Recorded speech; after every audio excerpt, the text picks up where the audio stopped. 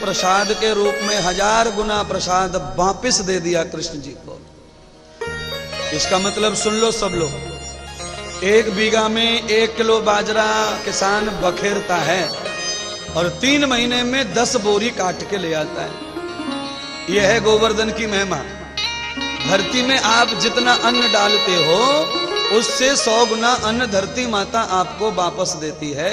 गोवर्धन भगवान को जितना अन्न खिलाया गया उससे 100 गुना वापस दिया भगवान ने। तब से ही अन्नदान की महिमा बढ़ाई भगवान श्याम सुंदर ने। जितना अन्नदान से युक्त आप कर देंगे ठाकुर जी के अर्पण, आपको उतना सारा प्राप्त हो जाएगा। इसीलिए घर पे हमेशा भगवान के लिए अलग ही भोजन पकाओ बढ़ा के। शाम तक भोजन पड़ा रहे घर में तो उसे अपनी बरकत समझो। अपने किचन का दिन भर भोजन रखा है, थोड़ी सब्जी बची है, 2 रोटी बची है, थोड़े चावल बचे हैं, शाम तक रखें। ये बरकत है किचन का, भोजनालय का। अभी दिन में XYZ कभी भी भूख लग जाती है दोबारा से, तब क्या थोड़ी पकाएंगे। दोबारा भूख लगे तो उसे खा सकते हैं, उसको बरकत कहते हैं भोजनालय का।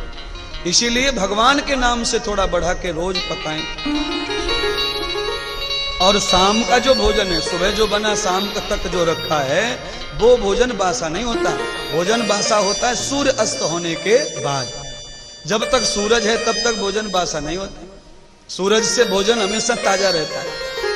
सूरज जाने के बाद भोजन बासा होता है। उससे पहले अगर वो भोजन तुमने नहीं खाया तो वो भोजन सूर्य अस्त से पहले, गौरज मुहूर्त आता है, गौरज गौओं का मुहूर्त, तब वो भोजन गाय को परोस देना चाहिए। कौन से मुहूर्त में? गौरज।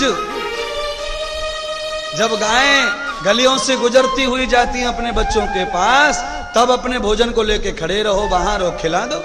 भोजन भी बासा नहीं। और दिन भर कोई भूखा प्यासा आए तो उसके लिए भी बनाना नहीं, खिला दो, परस दो। पर घर में कुछ बना रखा ही नहीं है तो भूखे को क्या खिलाएंगे। और तत्काल बनाने की इतनी फुर्ती किसमें है? सब तो दरिद्र ही है, रात दिन भर सोते हैं। इसीलिए भूख लग जाए तो खाओ, खुद भी खाओ और दूसरों को खिलाओ। सब लोग परिक्रमा करने लगे खुशी में, क्योंकि 3 का 13 जो दे दे वो भगवान खूब पसंद है सबको। 2 रुपए चढ़ाए और 200 रुपए मिल गए। फिर लोग बार बार चढ़ाते हैं ऐसे भगवान का। चढ़ाने के बाद में धन अगर डबल होके वापस हमारे घर में आता है, व्यापार, नौकरी, खेती के द्वारा, तो ऐसे महात्मा संत गुरु भगवान पर हमेशा धन अर्पण करते रहो। और किसी बाबा को, किसी संत को दान दिया हो और उसके बाद तुम्हें घाटा लग गया हो, नुकसान हो गया हो, खाने के बांधे हो गए हो, तो उस बाबा को दान मत करो। वो बाबा जो है पापी है, तुम्हारी लक्ष्मी को उसने नष्ट किया है।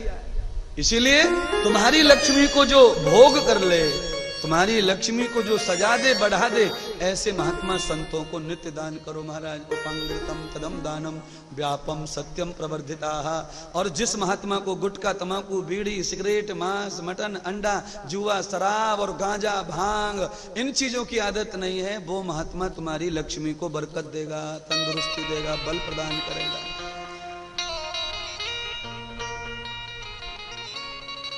यहां बाबा जी को 100 रुपए दे दो, थोड़ी दूर जाके बाबा बीड़ी के 4-5 बंडल खरीद लेता और दिन भर धुआं उड़ाता रहता तुम्हारे 100 के नोट का।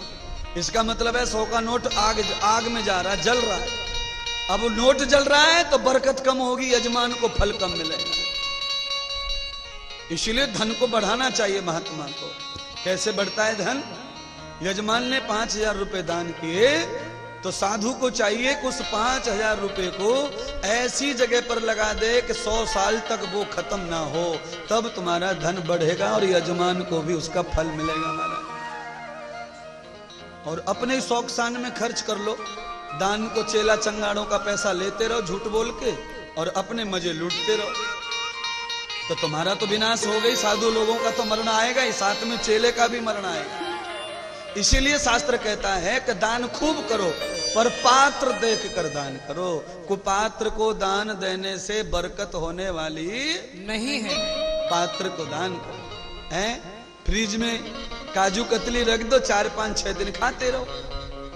और अभी काजू कतली बनाई और अभी डस्टबिन में डाल दो, तो 2 मिनट के बाद भी खा नहीं सकते।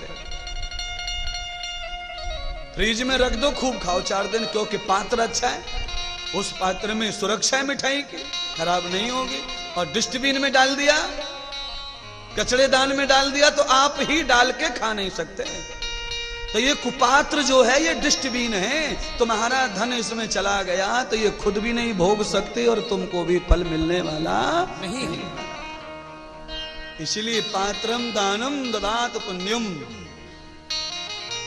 है, पेटियों पे लिखा रहता है कि नहीं, दान पात्र दान पात्र, क्योंकि दान पेटी जो है ये मांस मटन गुटखा खाती नहीं है, इसलिए डालते रहो इसमें जितना बने उतना, क्योंकि तुमने तो पेटी में डाला है, इसको लेके कोई क्या करेगा वो अलग बात है, पर तुम हाथ में ही ऐसे में दे रहे हैं जो हाथ गंदा है, तो ये तुम्हारी गलती मानी जाती है। इसलिए दान की महिमा है। भगवान श्री हरि कृष्ण भगवान ने खूब खूब फल चढ़ाए, फूल चढ़ाए। श्री गोवर्धन महाराज महाराज तेरे माथे मुकुट विराज।